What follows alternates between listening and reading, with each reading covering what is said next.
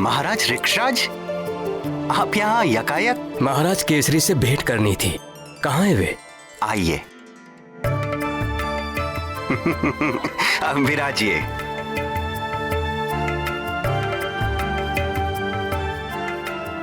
मैं महाराज को सूचित करवाता हूँ। ठीक है। महाराज को जाके सूचित कीजिए कि ऋक्षराज आए हुए हैं।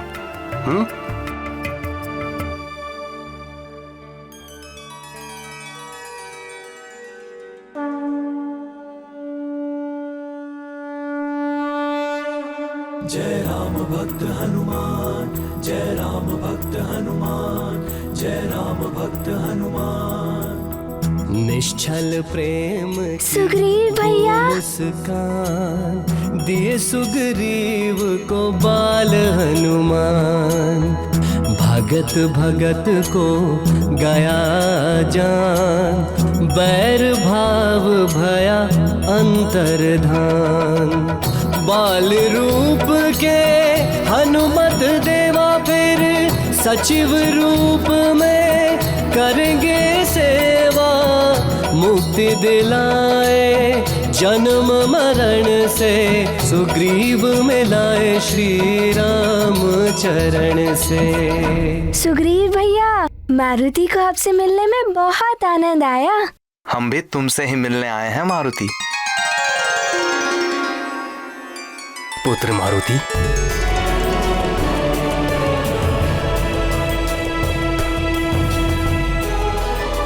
प्रणाम। आपके दर्शन करके आनंद आ गया। ये सलोना रूप, ये मनमोहक छवि, ये मुखमंडल पर दिव्य तेज। हे केसरी नंदन, आपके दर्शन करके मैं धन्य हो गया।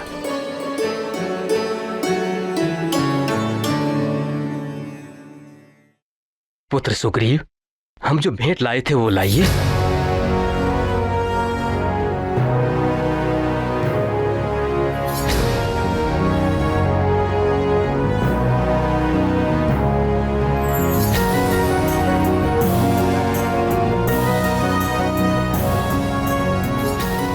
ये देखिए, हम आपके लिए ये सुंदर डमरू लाए हैं। ये मारुति के लिए है? ये विशेष रूप से मैंने आपके लिए मृदंगपुर से मंगवाया है। शिव भक्तों की नगरी है वो, वहाँ बहुत ही सुंदर सुंदर डमरू बनाए जाते हैं। इसका नाद बहुत ही कर्णप्रिय होता है। भगवान शंकर इसका नाद सुनकर प्रसन्न हो जाते हैं और ये उनका सबसे प्रिय वाद्य यंत्र भी है।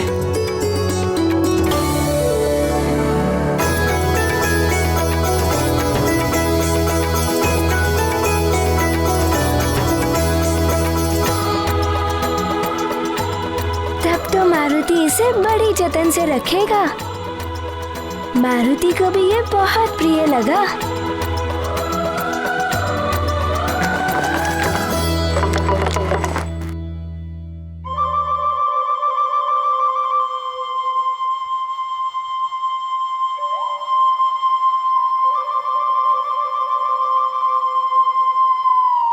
वाली भैया क्यों नहीं आए सुग्रीव भैया?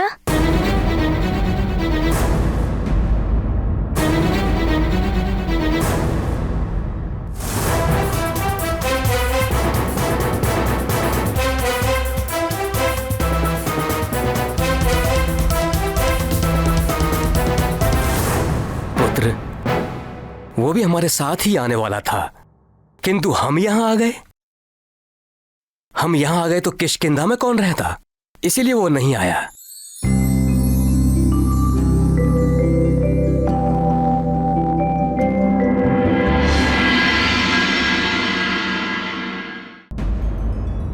ईश्वर करे आपकी सभा निर्विघ्न संपन्न हो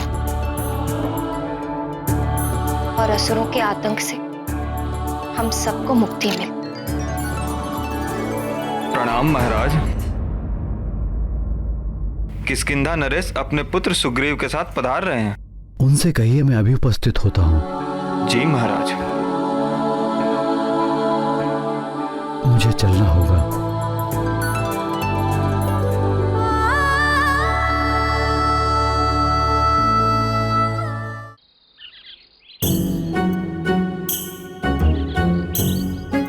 दधिमुख, मारुति के बिना खेल में मन ही नहीं लगता। उसका भोलापन, उसका निश्चल व्यवहार और उसकी विचित्र शक्ति। अद्भुत है हमारा मित्र मारुति, परंतु 3 दिन हो गए तनिक कहाँ गायब है। साथ खेलना तो दूर, बाहर भी नहीं मिलता।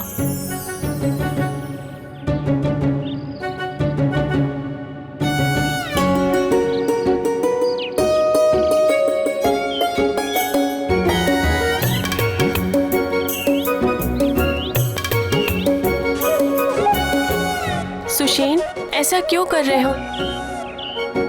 क्यों वृक्ष को हिला रहे हो?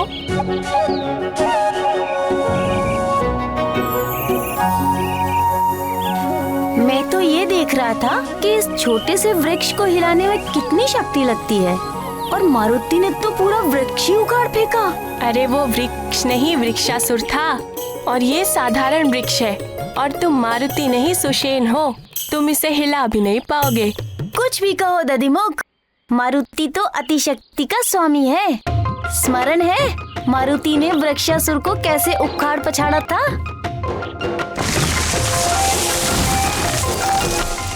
मुझे तो सब स्मरण है मित्र, किंतु प्रतीत होता है कि मारुति ने ही हमें बुला दिया है, इसीलिए तो वो हमारे साथ खेलने भी नहीं आता। सुशेन, सुशेन, सुशेन! क्या हुआ मित्र नल? क्या बहुत बुरा हुआ। मारुति को राजभवन से निकलने नहीं दिया जा रहा है। राजमाता ने उसकी सुरक्षा के लिए ऐसा किया है। ये तो बहुत बुरा हुआ। अब मारुति के बिना तो खेलने का आनंद ही नहीं आएगा। कुछ तो करना पड़ेगा। उपाय तो है दधिमुख, इच्छा पूर्ति उपाय। सच? ऐसा कोई उपाय है? ये जल देख रहे हो? इस जल में वरुण देवता का वास होता है। मुझे मेरी माँ ने बताया था, यदि सच्चे मन से कुछ मांगो तो पत्थर पर लिखकर इस जल में छोड़ दो, फिर ईश्वर उस इच्छा को पूर्ण कर देंगे। तो चलो हम भी ऐसा ही करेंगे। चलो चलो।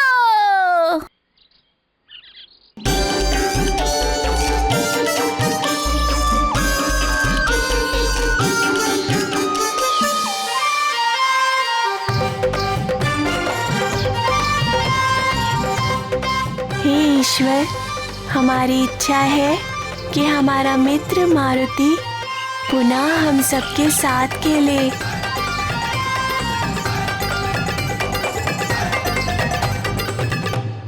किंतु नल, हमें ये सब कार्य छुप कर करने चाहिए, तभी हमारी इच्छा पूर्ण होगी।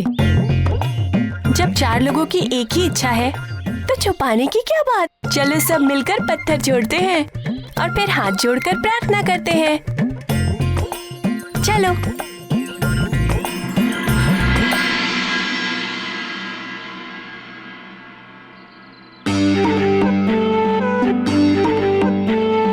हे जल में रहने वाले ईश्वर, हमारी मनोकामना पूर्ण कीजिए। हमें हमारे मित्र मारुति से मिलवा दीजिए।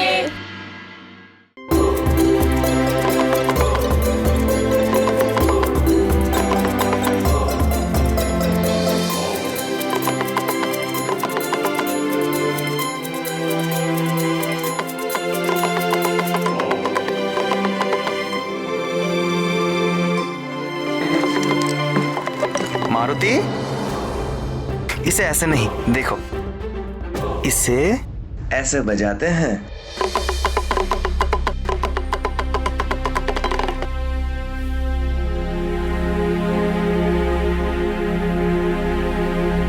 प्रणाम किष्किंधा नरेश, आपका स्वागत है। सदा संपन्न और सुखी रहें महाराज केसरी। आपको प्रतीक्षा करनी पड़ी, विलंब के लिए क्षमा चाहता हूँ।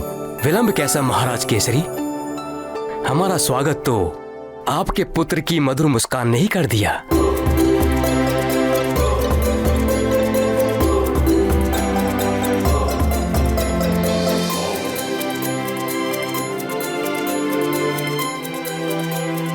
हमारे हृदय को बहुत भा गया है आपका पुत्र। आप देखिएगा, आपका ये पुत्र एक दिन वानर कुल का गौरव बनेगा।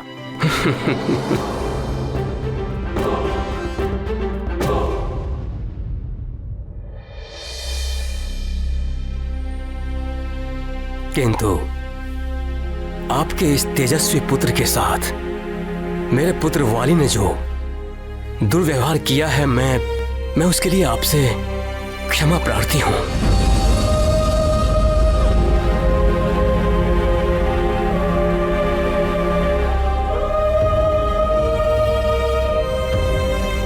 ये क्या कर रहे हैं महाराज?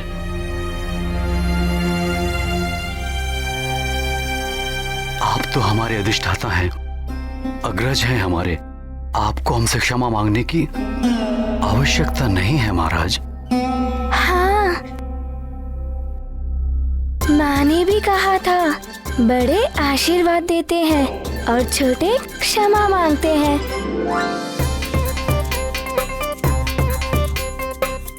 आप पिताश्री से बड़े हैं, आप उन्हें आशीर्वाद दीजिए।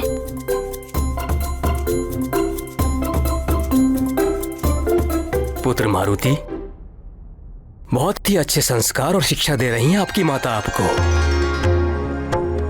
सदैव उनकी आज्ञा का पालन करना। मैं आपको, आपके पिताश्री और सभी को हृदय से आशीर्वाद देता हूं।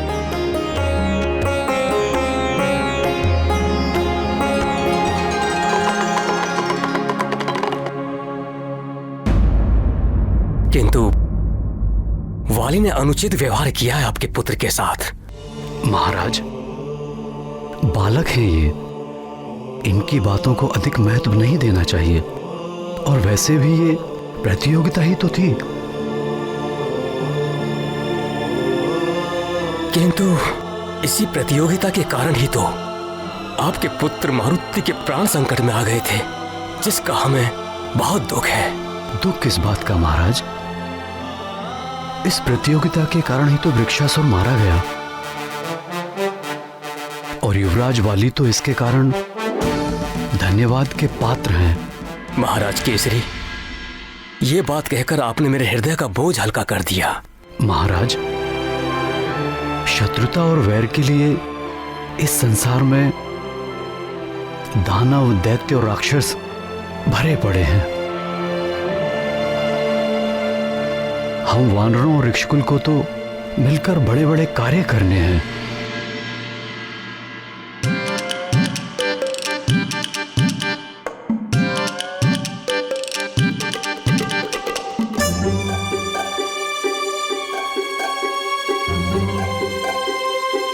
क्या हुआ पुत्र मारुति?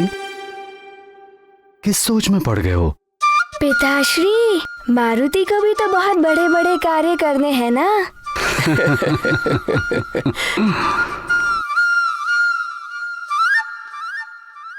पुत्र मारुति, आप तो अब भी बहुत बड़े बड़े कार्य कर रहे हैं।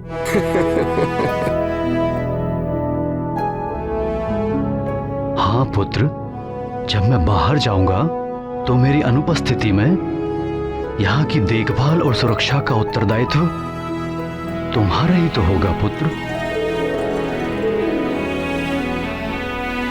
यहाँ के राजा, सेवक और संरक्षक तुम ही तो होगे।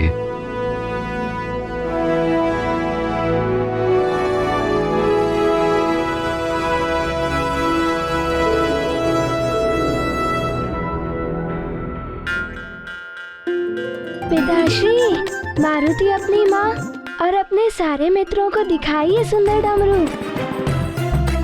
जाओ ना पिताश्री। जाओ पुत्र।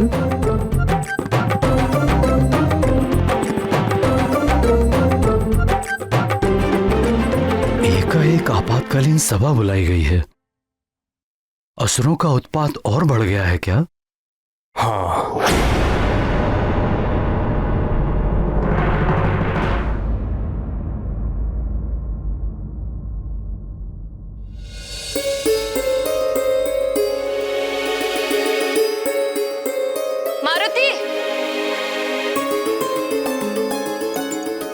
यहीं तो बैठा कर गए थे, फिर कहीं चला गया। कहीं भवन के बाहर तो नहीं चला गया? मारुति! डमरू बोले डम डम डम, मारुति बोले बम बम बम, मारुति बोले बम बम बम। माँ, ये देखिए कितना सुंदर डमरू है ना। ये मुझे सुग्रीव भैया के पिताजी ने दिया है।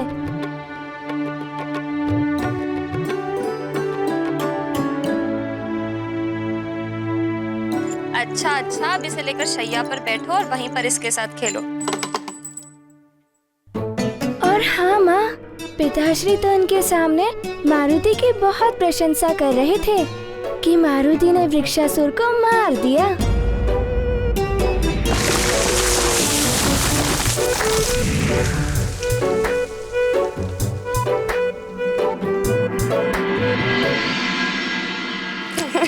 आपसे कहा है कि मारुति की प्रशंसा मारुति के सामने ना किया करे,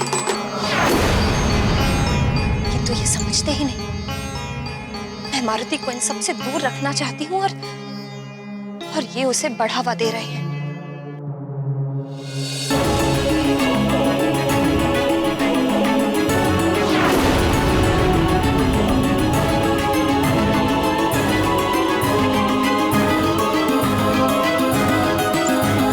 देखो पुत्र, अब तुम इस भवन से बाहर नहीं जाओगे।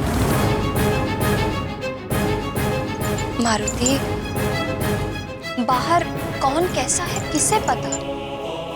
सब अच्छे नहीं होते जो तुम्हारे लिए अच्छा सोचे। तुम्हारे बड़े बड़े कार्यों से ईर्ष्या रखने वाले बहुत हैं जो तुम्हारा बुरा करने को तत्पर रहते हैं। किंतु माँ, ये ईर्ष्या क्या होती है? ईर्ष्या ईर्ष्या अर्थात, ओहो, तुम अभी बहुत छोटे हो, तुम्हें नहीं समझ में आएगा। तुम बड़े होगे ना तो सब ज्ञान हो जाएगा। अब मैं जा रही हूँ भोजन का प्रबंध करने, किंतु तुम यहीं रहना।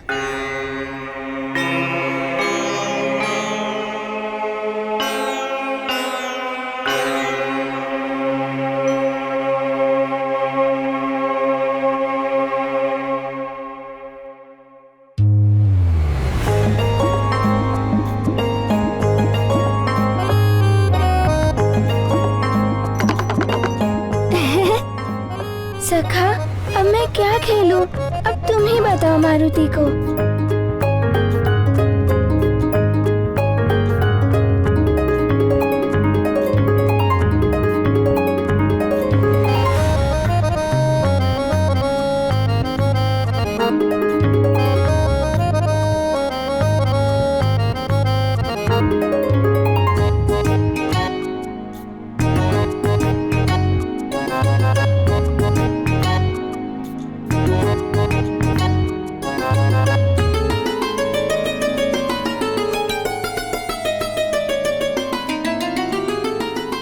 सखा, हम क्या करें?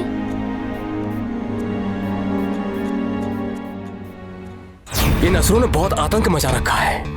ऋषियों के अंग भंग कर देते हैं, यज्ञ में रक्त और हड्डियों का होम करते हैं।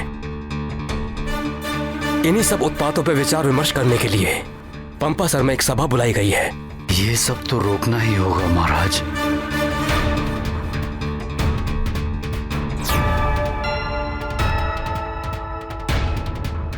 क्या सुग्रीव भी हमारे साथ जा रहे हैं सभा में? नहीं, सुग्रीव मारुति को बहुत प्रेम करते हैं, इसलिए वो मेरे साथ जाएंगे। सुग्रीव का निश्चल प्रेम तो स्पष्ट दिखाई देता है। अब चलें? आपने अपनी महल की सुरक्षा का प्रबंध तो कर दिया है ना? सुना है इन दिनों एक भयानक असुर यहां मंडरा रहा है। चक्रासुर नाम है उसका। चक्रासुर?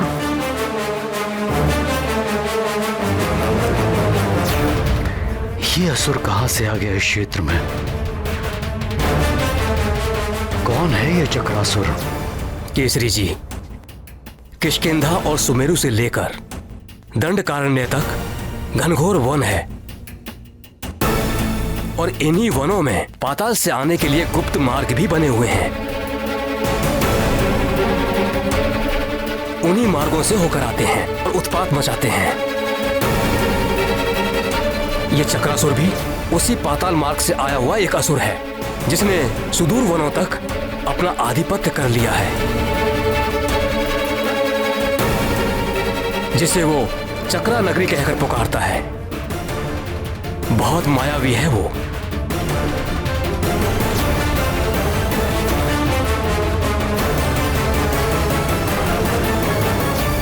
ये चक्रासुर चक्रवात के रूप में कहीं भी प्रकट हो जाता है।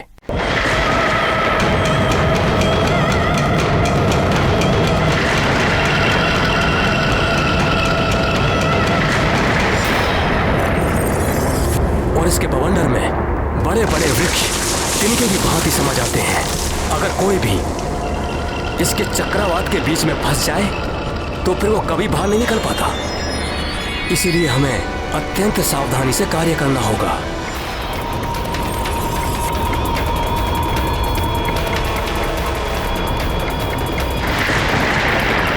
श्री विष्णु श्री हरि। ये कौन मूर्ख है जो विष्णु हरि नाम जप रहा है? श्री विष्णु श्री हरि। श्री विष्णु श्री हरि। श्री विष्णु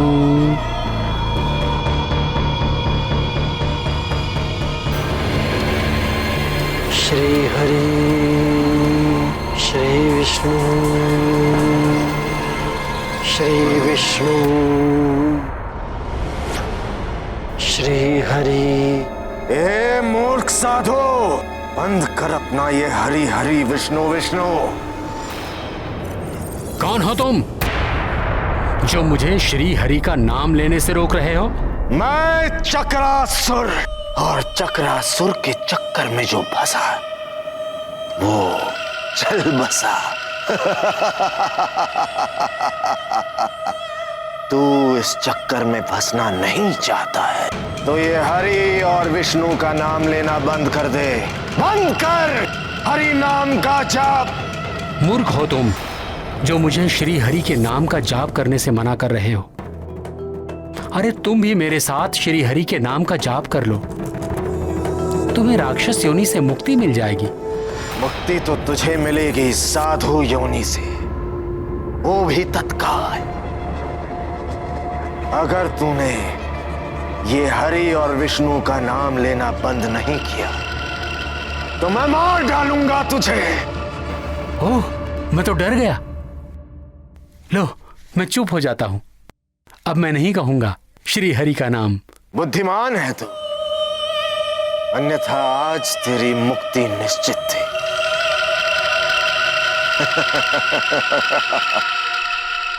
ओम श्री हरि। ओम श्री हरि। ओम श्री विष्णु।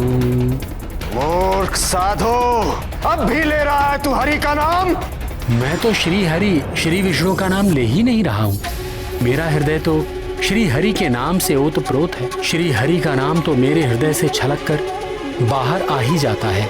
मुंह तो बंद कर दोगे तुम, हृदय को कैसे रोकोगे? बहुत ढीठ है तू साधु। चक्रासुर को बातों के चक्कर में डाल रहा है। तेरी हृदय गति को रोक दूंगा मैं।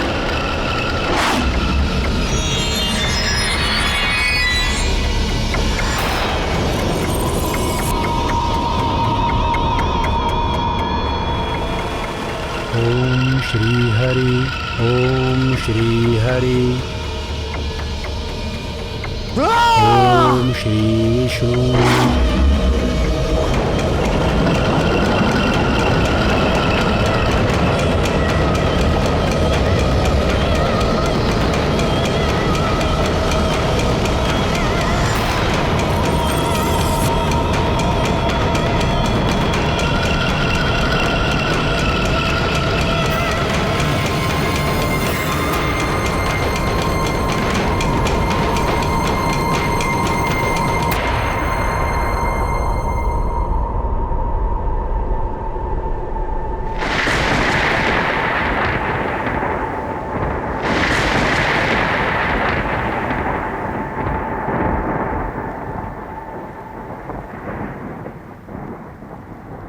मारुति, ये लो, तुम्हारे दूध पीने का समय हो गया। माँ, मारुति दूध नहीं पिएगा। मारुति को अपने मित्रों के साथ खेलना है।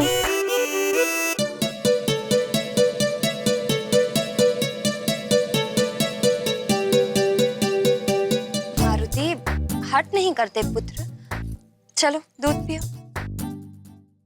पियो।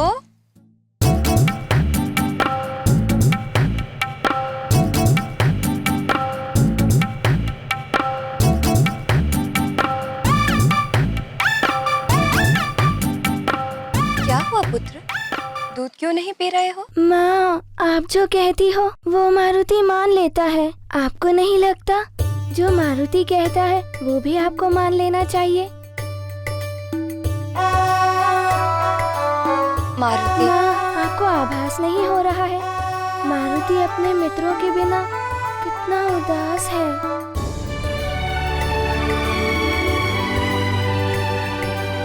मारुति को भी अपने मित्रों के साथ खेलने को मन करता है।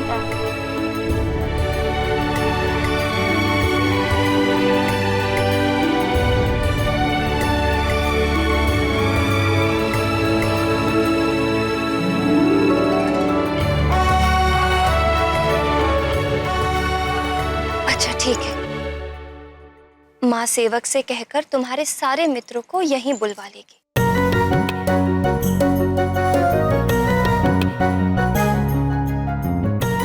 सच माँ, मेरे सारे मित्रों को यहाँ? हाँ, तुम यहीं कक्ष में खेलना। तब तो बड़ा आनंद आएगा। माँ, आप कितने अच्छे हो।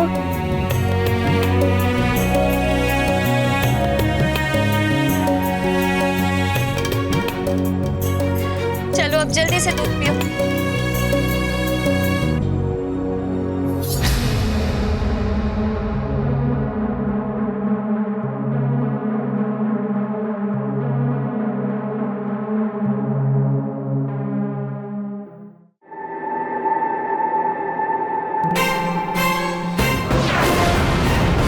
द्वार खोलिए भैया। ऐसे आप कब तक बैठे रहेंगे भैया? पिताश्री भी राजभवन में नहीं है।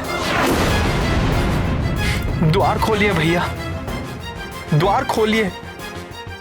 उनकी अनुपस्थिति में आप ही तो किष्किंधा के कर्णधार हैं भैया। आपके बिना राजकार्य के सारे काम रुके पड़े हैं। तुम तो हो ना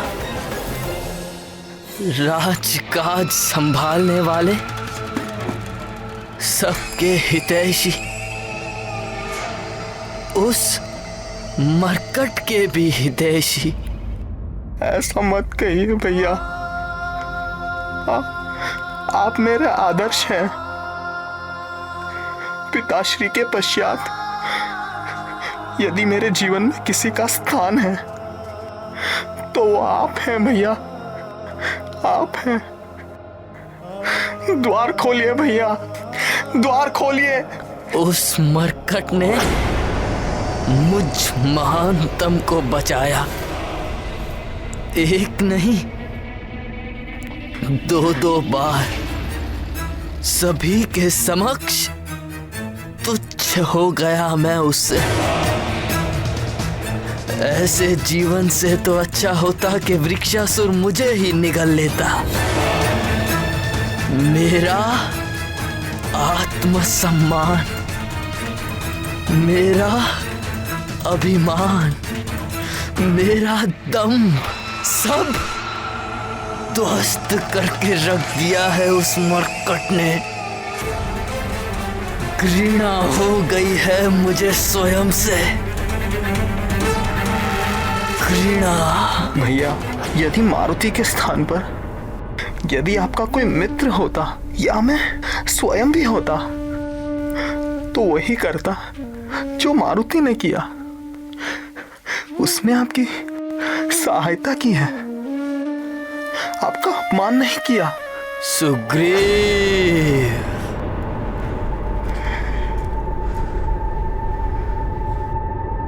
फिर पक्ष ले रहे हो तुम उसका? मारुति भोला है भैया।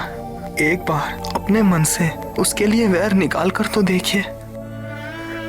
एक बार उसे अपना मित्र मानकर तो देखिए।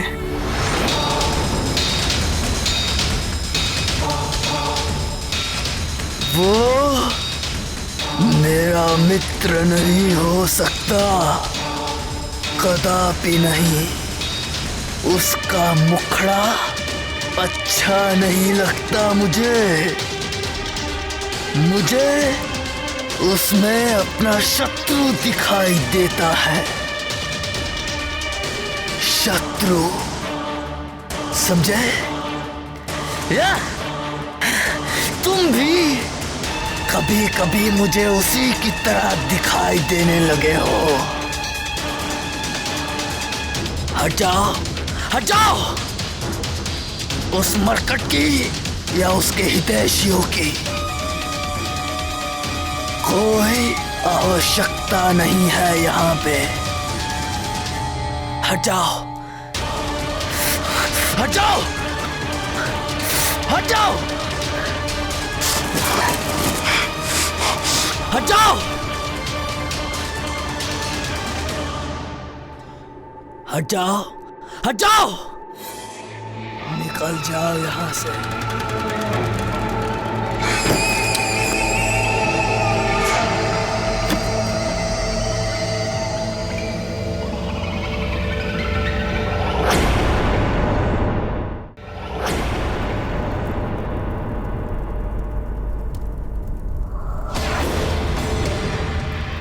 देवर्षि नारद जी,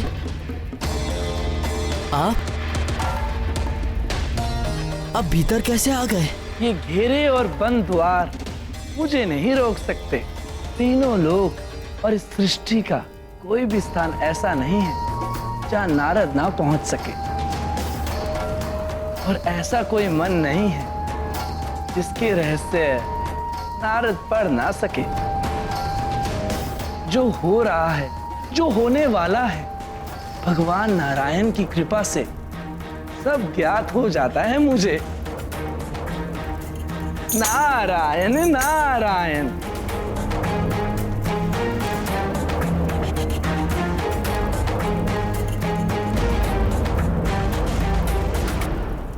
अच्छा, तो मन के रहस्य को जान लेते हैं आप। तो बताइए, इस समय मेरे मन में क्या चल रहा है? एक अग्नि ततक रही है तुम्हारे मन में। मारुति की विजय से उपजी अग्नि, उसकी बढ़ती प्रतिष्ठा उस अग्नि में धृत का कार्य कर रही है।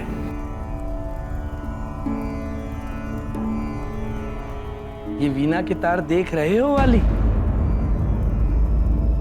इन्हें अधिक कस दो तो ये टूट जाते हैं, अधिक ढीला कर दो तो बचते नहीं हैं, बेसुरे हो जाते हैं। और इसी प्रकार अभिमान है मनुष्य का, अधिक हो जाए तो उसे अहंकारी बना देता है,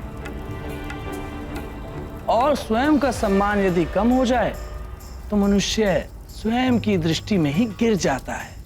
आप पहेलियां मत बुझाइए देवर्षि, और मुझे ये बताइए कि मुझे ऐसा क्या करना होगा जिससे वाली महानतम बना रहे, ही चाहते हो ना?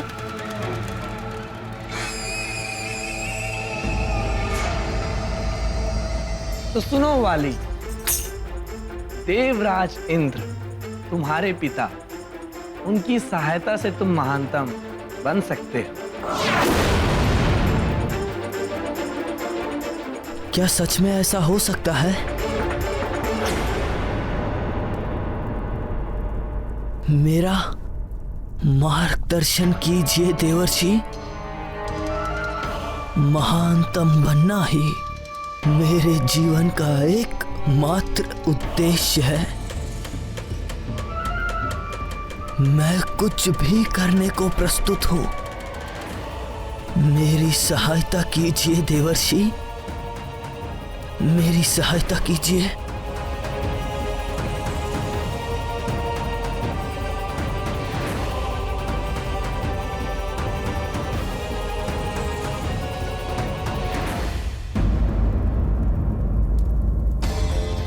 स्मरण है, तुमने कुछ समय पूर्व बल के मद में चूर होकर अपने पिता इंद्रदेव का अपमान किया था। महानतम वाली कहिए पिताश्री, अपने हित अहित की चिंता करने का सामर्थ्य आपके इस महानतम पुत्र में है। आपने मुझे विजयी होने का आशीर्वाद ना देकर अच्छा ही किया। संसार ये तो नहीं कहेगा कि आपके दिए हुए आशीर्वाद के कारण ही मैं जीत गया। उन्हें प्रसन्न करना होगा। किंतु वो तो अवश्य ही मुझसे अप्रसन्न होंगे। एक पिता कभी अपने पुत्र से अप्रसन्न नहीं होता है वाली, अपितु उचित मार्गदर्शन देता है। अपने पिता इंद्रदेव को तपस्या से प्रसन्न करो। तपस्या में बहुत शक्ति होती है। तपोबल के द्वारा जिस प्रकार मोक्ष की प्राप्ति की जा सकती है, उसी प्रकार संसार में शक्ति, मान, सम्मान, ऐश्वर्य और समस्त भोगों को तपोबल से प्राप्त किया जा सकता है। नारायण नारायण।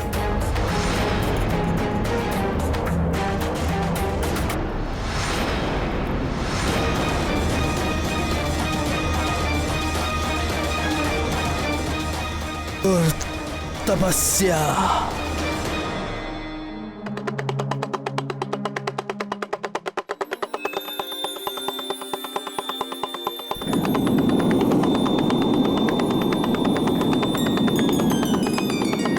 ये ध्वनि, ये तो डमरू की ध्वनि है।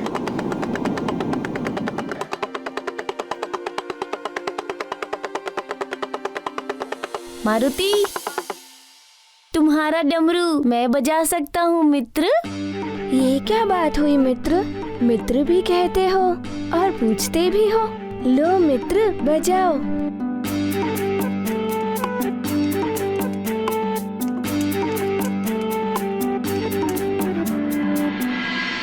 लाओ मैं बजाऊं।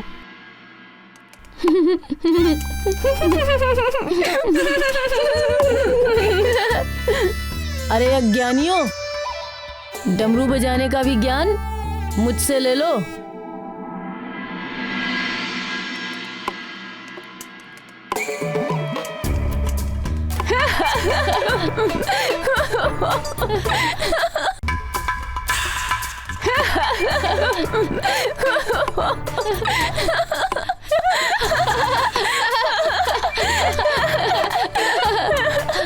नील, अब इसका ज्ञान तो मारुति से ही लेना पड़ेगा। मारुति, बजाओ।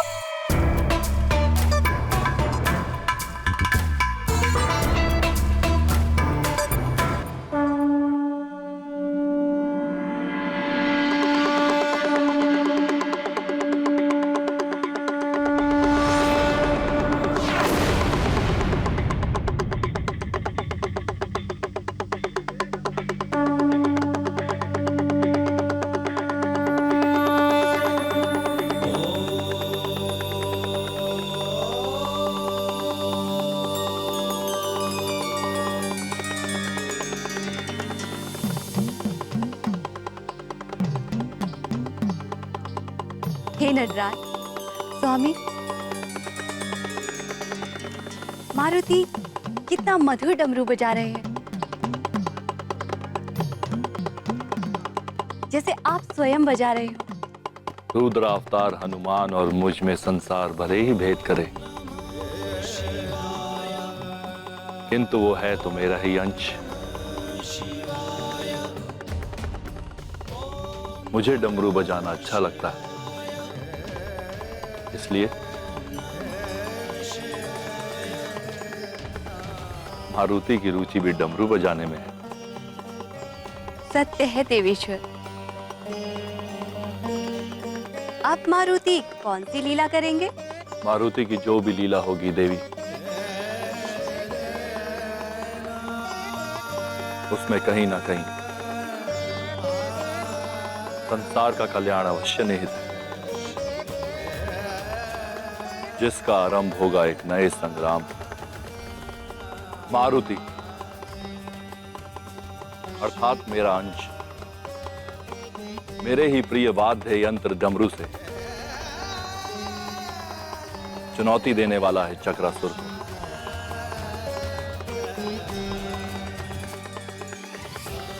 शीघ्र ही दोनों का सामना भी होगा।